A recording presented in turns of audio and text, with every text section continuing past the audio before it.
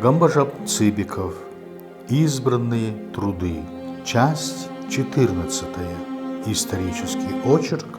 Забайкальское бурятское казачье войско. Происхождение. История возникновения бурятского казачьего войска неразрывно связана с политическим положением 1750-х годов. Если вспомнить это время, мы увидим, что во всей Монголии происходили большие передвижения из-за восстания ойратов. Военные неудачи заставили бежать некоторых из вождей последних в Россию, которая считала невозможным для себя выдавать перебежчиков маньчжурам и китайцам. Это обстоятельство заставляло маньчжурское правительство предъявлять русскому правительству ультимативные требования. Положение было тяжелое. Тогда пограничные места не были еще достаточно населены, чтобы уберегать установленную в начале второй четверти XVIII века границу. Для охраны ее пришлось прибегнуть к местному туземному населению, тунгусскому и бурятскому, которое так или иначе первое время и охраняло границу. Ближайшими из бурят к границе были селенгинцы и отчасти хоринцы. 50-е и 60-е годы XVIII столетия вызвали большую тревогу русского правительства, и оно в поисках живой силы усилило охранную повинность бурят и тунгусов. Это, в свою очередь, стесняло хозяйственную жизнь инородцев, коим приходилось по очереди отбывать охранную службу, часто вдали от своих жилищ и кочевий, не говоря уже о том, что скотоводческое хозяйство и кочевой быт вынуждают их перекочевывать в поисках корма для скота с места на место. В поисках, как легче отбывать дозорную службу, сами буряты пришли к убеждению, что лучше, по примеру тунгусов, сформировать сотни с выходом из числа ясачных, то есть платящих ясак. Ясак – это дань. Пример тунгусов состоял в том, что они по приказу Сената от 17 октября 1760 года сформировали в 1761 году 500-ный тунгусский полк, который служил на границе Восточного Забайкалья. Этот пример и обременительность дозорной службы побудили бурятских старшин 14 родов селенгинцев подать правительству просьбу выделить из их среды для пограничной службы особые команды, освободив их от ясака.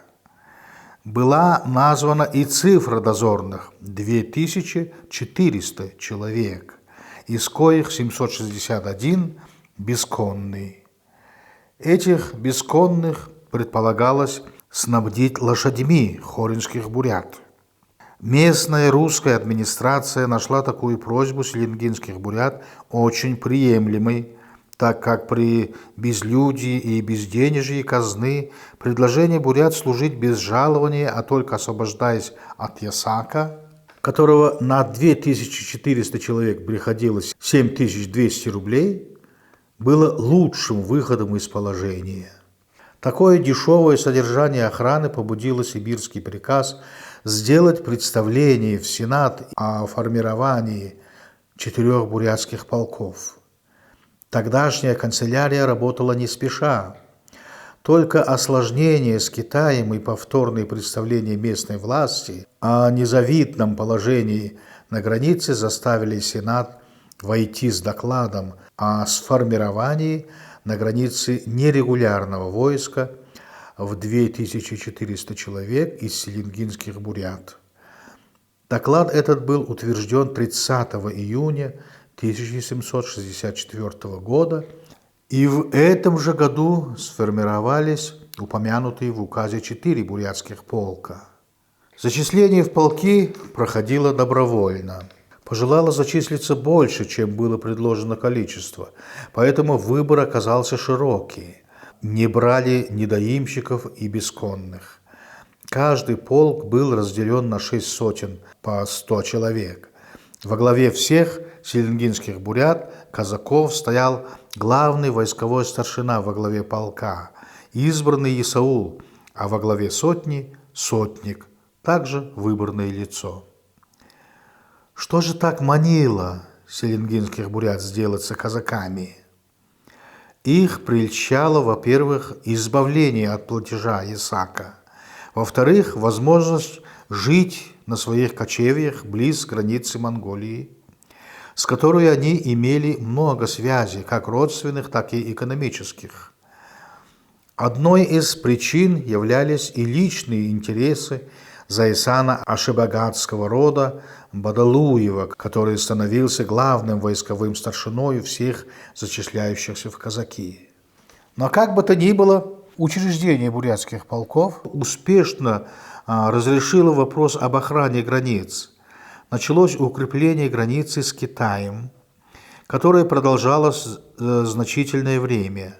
Буряты несли службу по надзору за границей в 6 смен по 4 сотни. Вооружение их было примитивное – лук и стрелы. Все казаки были конные, кочевали дозорные или отдельно, или же вперемешку с остальными своими сородичами ясачными. Служба оказалась, конечно, тяжелым бременем, но была облегчена для богатых и зажиточных правом нанимать для отбывания очереди желающих. Так тянулось дело, пока политический горизонт с Китаем не прояснился спустя 6 лет после организации бурятских полков, а именно в 1770 году пограничная канцелярия делает представление о возвращении бурят-казаков в ясачное состояние, но местное высшее начальство в лице иркутского губернатора не одобряет этого плана и не дает представлению дальнейшего хода. Пограничная канцелярия находила успокоение границы главным мотивом изменения положения о бурятах-казаках, находя более выгодным, чтобы буряты обратились в ясачных и содержали караулы, как было установлено графом Рагузинским. Но такому переходу, по-видимому, противились лица, поставленные во главе войска, и главным образом атаман Бадлуев, может быть, из побуждений честолюбия. Он принял меры к тому, чтобы буряты оставались в казачьем звании. А в воздаянии за такое усердие главный атаман Бадлуев, его сын и второй атаман и 6 сотенных командиров получили чины с 9 по 14 класс и были награждены медалями на разных лентах для ношения на груди. Таким образом устанавливалось чиновничество. В 1802 году престарелый Бадлуев был уволен с должности, и на его место назначен его сын Гамбо Циренов. Этим самым установился порядок назначения главного атамана по наследству. В 1830-х годах снова возникает вопрос об обращении бурятских казаков в ясачные. Инициатива исходит уже от самих бурят-казаков, в числе 500 служащих и 1230 человек неслужащих. Мотивом выдвигалась тягость пограничной службы, отрывающей людей от хозяйств. Такая просьба была подана специальной комиссией, командированной из Центра для ревизии казаков. Комиссия согласилась с доводами бурятских казаков и запроектировала уволить и обратить в прежнее состояние не только подавших заявление, но и всех вообще бурят-казаков, заменив их русскими. Содержание их по расчету комиссии обходилось в 15 тысяч рублей, а с бурят можно было бы собрать в случае их освобождения и обращения в ясачные 58 тысяч рублей по дате. Но местная администрация воспротивилась такому проекту.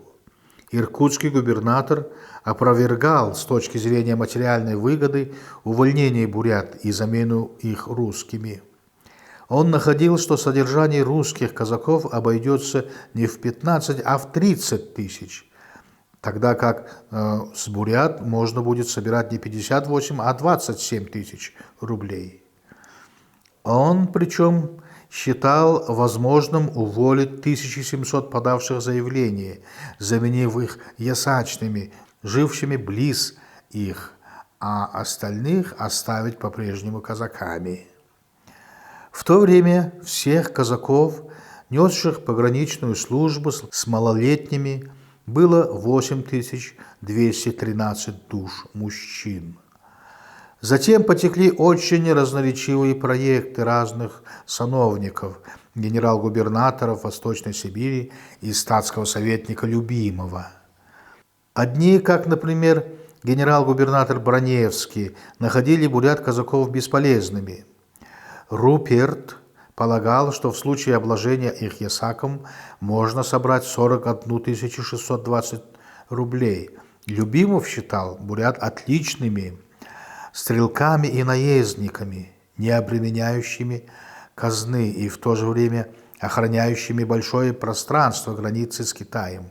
А Толстой опровергал доводы Руперта и находил положение казаков очень бедственным и требующим полной реорганизации. Осуществить проект Толстого выпало на долю нового генерал-губернатора Восточной Сибири Муравьева, названного впоследствии Амурским. Его имя связано с Амурским краем, он положил начало заселению его русскими. Для занятия и закрепления новых мест нужна была немалая сила. Одну из этих сил Муравьев видел в забайкальских казаках. По его проекту образовывалось большое забайкальское казачье войско, состоящее из 6 отделов, 3 пеших и 3 конных, из коих 1 бурятский. Проект этот, пройдя разные инстанции, несколько измененный и переработанный, в конце концов был утвержден Николаем I 17 марта 1851 года в части, касающейся конных казаков. В то же время продвинулось и дело об образовании пеших батальонов из нерчинских заводских крестьян. Положение о них было утверждено 21 июня 1851 года. При комплектовании штатных частей в 4 бурятских полках должно было числиться 1726 человек. Летом 1852 года сам Муравьев произвел осмотр казачьего войска, в том числе и бурятские, братские бригады, в которой он отозвался, что она не отстает от русских бригад, и указал, что он приемлет смелость и спрашивать для бурят-казаков оружие и штаты наравне с русскими войсками. После этого буряты были уже окончательно закреплены в казачьем сословии и отбывали повинность наравне с русскими, только у них было сохранено прежнее внутреннее устройство и порядок назначения сотенных командиров по выбору самих бурят. Последующие положения об устройстве забайкальского казачьего войска все меньше и меньше упоминают об отдельном бурятском войске. По положению 1872 года по делам отбывания воинской повинности были учреждены управления атаманов отделов. Причем забайкальское войско было разделено на 3 отдела, в первый из которых вошли станицы конного полка Западного Забайкалья, то есть и бурятские станицы. Затем, после частных мер по всему забайкальскому казачьему войску был введен 29 апреля 1893 года закон. При введении было оговорено, что она касается забайкальского войска, за исключением бурятских казаков, но через 2 года, а именно 16 февраля 1895 года, из бурятских сотенных обществ были утверждены 6 станиц – Гг-Туйская, Баргойская, Селингинская, Харьяцкая, Аракирицкая и Янгажинская. Станичное управление состояло из станичного сбора, станичного атамана, станичного правления и станичного суда. Таким образом, бурятские полки были сравнены со всеми казачьими войсками, расписаны по разным станицам первого отдела и несли службу наравне с другими забайкальскими казаками до самого последнего времени. По переписи Куломзинской комиссии 1897 года они числились в 14 станицах в числе не менее 20 тысяч душ обоего пола. С началом революции 1917 года буряты-казаки стали присоединяться к своим сородичам-бурятам и наравне с ними образовали национальные учреждения. Были среди них и такие, которые в разгар гражданской войны делали те же грубые ошибки в ходе революции, как и казаки из русских, отстаивая свое звание, но все же подавляющее большинство стояло за национальное объединение со всем бурятским народом. Единение это пришло окончательно только с советской властью, которая дала бурят-монголам автономную социалистическую советскую республику. В момент образования аймаков число бурят-казаков достигало 24 тысяч обоего пола, то есть четверти всего населения Селенгинского аймака. К казакам, бурятам в последнее время нужно присоединить и казаков-тунгусов, кои были выделены из родов, подчиненных князю Гантимурову. Из этих тунгусов в 1760 году был образован 500-ный тунгусский полк под начальством Гантимурова. Тунгусские казаки также отбывали пограничную службу, но в Восточном Забайкалье, будучи распределены по 22 караулам и крепостям. Они отличались от казаков-бурят тем, что каждый получал по 6 рублей в год жалования с освобождением от ясака. Кроме того, они снабжались запасными лошадьми колинских бурят, кои несли на себе охрану только одного Мензинского караула. Долголетняя их служба среди казаков русских станиц очень содействовала тому, что большинство их обрусело, а меньшая часть, живущая смежно с бурятами, обурятились вместе со своими соседями ясачными тунгусами. Сплошная их масса была в станицах по Верхнему Анону. Здесь, например, в пределах Мангутской станицы, они имели даже свой дацан ульхунский. С началом революции 1917 года казаки из обурятившихся тунгусов отделились от казачества и пошли в Хушуны вместе со своими сородичами ясачными тунгусами.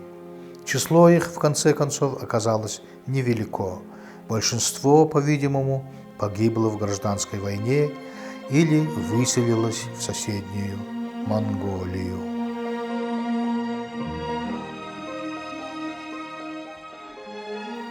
На этом закончим исторический очерк Гамбужап-Цибикова «Забайкальское бурятское казачье войско. Происхождение». Далее следуют очерки «Быт казаков-бурят», «Хозяйство», «Буряты-казаки как воины». Конец 14 части.